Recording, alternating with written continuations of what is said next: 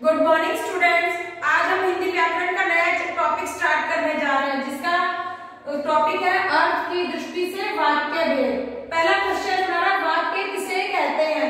तो बच्चों, शब्दों के व्यवस्थित तथा सार्थक समूह को वाक्य कहते हैं। जैसे कि ये देख लो, माली पौधों में पानी डाल रहा है, तो ये माली फिर पौधों में पानी डाल रहा है, ये शब्दों का व्यवस्थित समूह है। ठीक है, व्याकरण की दृष्टि से इसमें कोई गलती नहीं है। जिसमें व्याकरण की दृष्टि से कोई गलती ना हो, जो पद एकदम व्यवस्थित हो, उसे वाक्य कहते हैं। यहाँ पर इसमें कहीं भी कोई गलती नहीं है। अगला क्वेश्चन हमारा, वाक्य के कितने अंग होते हैं, लिखो। तो बच्चों, वाक्य के दो अंग होते हैं। पहला होता है उद्देश्य, दूसरा होता है विधेय। अब पहला क्वेश्चन हमारा, उद्देश्य किसे कहते हैं? तो बच्चों, वाक्य में जिसके बारे में कुछ कहा जाता है उसे उद्देश्य कहते हैं। फॉर एग्जाम्पल, माली पौधों में पानी डाल रहा है, तो किसके बारे में बात हो रही है? यहाँ पर माली के बारे में बात हो रही है। देखो इसमें लिखा है, जिसके बारे में कुछ कहा जाता है उसे उद्देश्य कहते हैं। तो यहाँ पर माली के बारे में बात हो रही है, माली पौधों में पानी डाल रहा है। किसके बारे में बात हुई? माली के बारे में। तो माली हो गया उद्देश्य, और माली के बारे में जो सारी बातें कही गई है वो सारी होती है विधेय। क्वेश्चन भी आगे, विधेय किसे कहते हैं? वाक्य में कर्ता यानी कि उद्देश्य के विषय में जो भी कुछ कहा जाता है उसे विधेय कहते हैं। बच्चों, माली पौधों में पानी डाल रहा है, तो माली हो गया है हमारा उद्देश्य, क्योंकि ये कर्ता है, यही काम कर रहा है। और माली के द्वारा जो बातें करी गई है सारी या कही गई है वो सारी होती है हमारी विधेय। अगला क्वेश्चन है, विधेय किसे कहते हैं?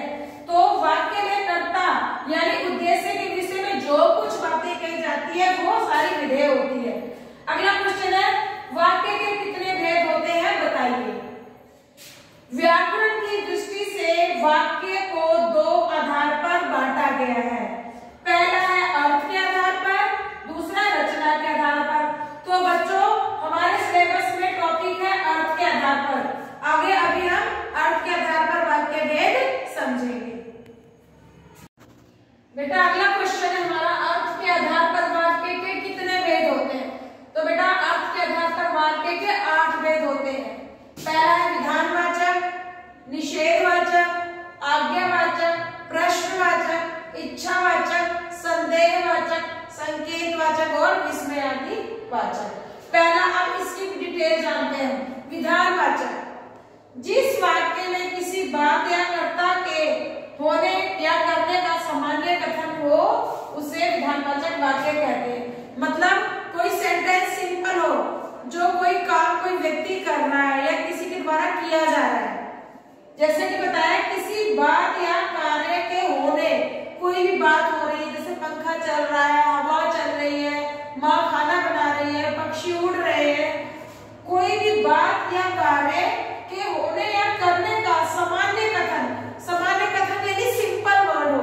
जैसे कि इसमें अक्षर विद्यालय जा रहा है, इसमें कोई काम कर रहा है, पतंग उड़ रही है, ये कार्य कर रहा है, ये कार्य हो रहा है। यहाँ पे तो कोई भी काम जैसा हो रहा होता है एज इट इज। जैसे बारिश हो रही है, ठीक है, माँ खाना बना रही है, हम पढ़ रहे हैं, बच्चे खेल रहे हैं। सिंपल जो सेंटेंस होते हैं, जो काम जैसा हो रहा है उसको एज इट इज बता देना विधानवाचक वाक्य कहलाता है। अब हम अगला करेंगे निषेधवाचक। हमारा निषेधवाचक वाक्य, जिस वाक्य में क्रिया के करने या होने का निषेध हो उसे निषेधवाचक वाक्य कहते हैं। निषेध यानी मना करना, किसी भी काम को करने के लिए मना कर देना जिस सेंटेंस में हो वो निषेधवाचक वाक्य कहलाएगा। धूप में मत घूमो, मत घूमो, इसका मतलब इसमें मना किया गया है, तो ये निषेधवाचक वाक्य है। अगला, हम पिकनिक पर नहीं जा रहे, इसमें नहीं जा रहे तो ये भी मना किया गया है।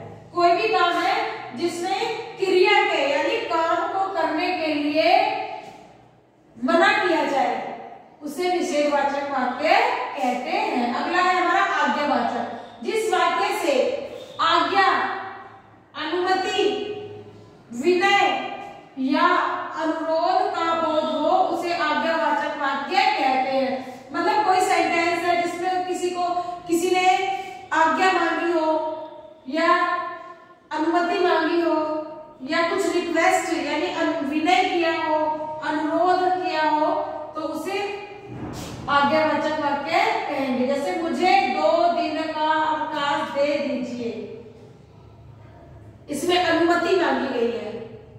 आप अंदर बैठ जाइए, ये समझ लीजिए। आइए जो है अनुरोध किया गया है कि आप अंदर बैठ जाइए, पोलाइटली बोला गया आप अंदर बैठ जाइए।